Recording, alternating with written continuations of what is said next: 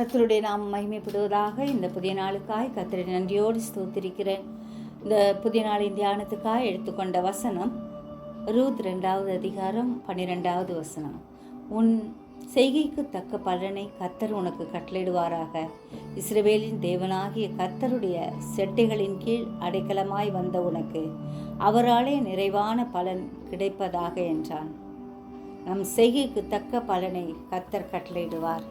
ரூத்தின் ஜெபத்தையும் விசுவாசத்தையும் கர்த்தர் கனம் பண்ணினார். நம்பிக்கையிலே உறுதியாயிருந்து ஜெபத்திலே தரித்திருப்போம். நம்முடைய தேவன் நன்மை செய்கிறவராயிருக்கிறார். கண்மணியைப் போல நம்மை காக்கிற தேவன், கிருபை மேல் கிருபை தருகிற கர்த்தர். அவர் தமது சிறகுகளாலே நம்மை மூடுவார். அவர் செட்டைகளின் கீழ் உள்ள அடைக்கலத்தை பெற்று வாழ்வோம். ஜெபிப்போமா. ஜீவிக்கிறதா நல்ல இயேசுவே, இந்த அருமையான நாளுக்காக நன்றியோடு ஸ்தோத்திரிக்கிறோம்.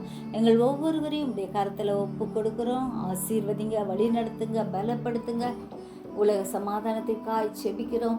ஒவ்வொரு நாட்டிலும் கர்த்தருடைய சமாதானம் ஆண்டவரே தங்கும்படியாய் கெஞ்சுறோம். கிருபையாய் இறங்குங்க, ஆசீர்வதிங்க அப்பா. உங்களுடைய பலத்தால் எங்களை இடைகட்டுங்க.